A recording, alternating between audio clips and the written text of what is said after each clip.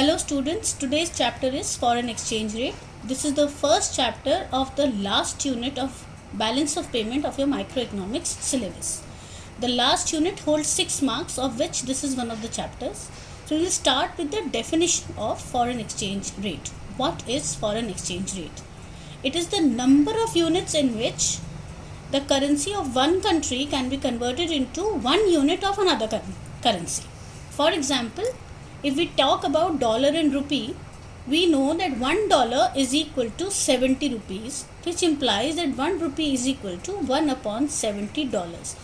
This is the exchange rate of dollar to rupee, or the relation between dollar and rupee.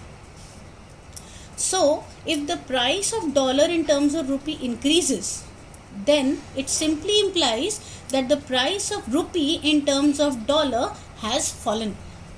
So here you have to always remember that if dollar becomes expensive, then rupee becomes cheaper and vice versa. Now, how to determine the exchange rate? There are 2 systems of determination of exchange rate. First, fixed exchange rate system, and the second is flexible or floating exchange rate system. The third system of exchange rate, which is a middle way of these two, is called managed floating. We will also do this later. Fixed exchange rate. Fixed exchange rate had 2 systems, gold standard and Bretton Woods system of exchange rate. How is it determined? It is determined by the government. Only the government or the central bank can decide to change this exchange rate, otherwise it can never be changed.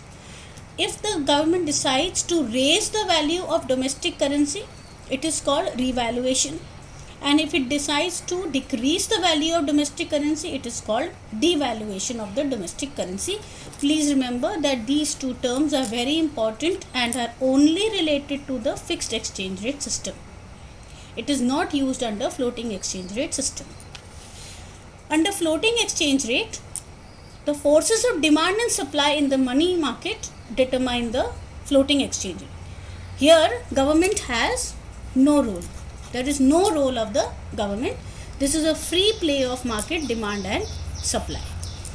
For this, how to determine demand and supply, it is very important for us to understand what are the sources of demand and supply of foreign exchange. Why do we demand foreign exchange, and from where does foreign exchange enter our country? These 2 things will always determine and will clear your concept regarding the exchange rate determination. सो हम demand कब करते हैं? Demand हम कब करते हैं? जब हमें पेमेंट फॉरेन करेंसी में देना हो. फॉरेन करेंसी में पेमेंट कब होती है? जब हम इंपोर्ट करते हैं, या हम फॉरेन टूरिज़्म के लिए कहीं बाहर घूमने जाते हैं, या हमें कहीं बाहर इन्वेस्टमेंट्स करने हैं, हमने किसी को लोन देना है, बाहर किसी दूसरी कंट्री को लोन देना है, किसी कंट्री को डोनेशंस देने हैं या गिफ्ट्स देने हैं, या फिर सट्टा खेलना है. इन सारे रीजंस के लिए हमें फॉरेन एक्सचेंज की डिमांड होती है, हमें चाहिए अपने लिए. और बिल्कुल इसका मिरर इमेज है सप्लाई. अगर इंपोर्ट के लिए डिमांड है तो एक्सपोर्ट्स से सप्लाई होगी, क्योंकि एक्सपोर्ट्स बाहर वाले हमारे देश के गुड्स खरीदते हैं and they pay us in foreign currency. So foreign currency comes into our country through these sources: exports, tourist visiting from abroad, foreigners investing in our country, when we borrow from other countries, when we receive donations or gifts from other countries, and of course speculation as usual. So these sources of demand supply are very important for determination of foreign exchange rate.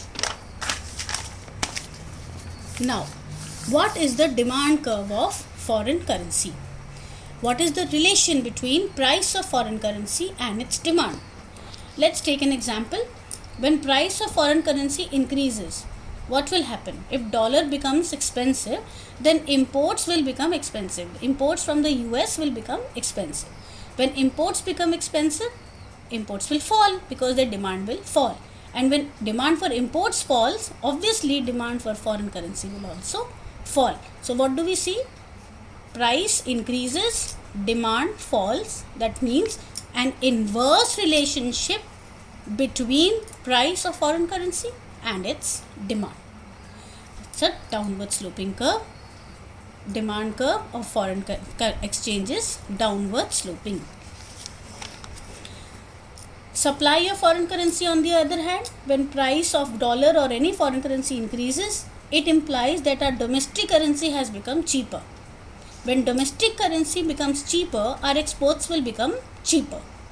Exports becoming cheaper means exports will increase. They will become more competitive in the international market. And hence, with increase in exports, supply of foreign currency increases. So, what do we see?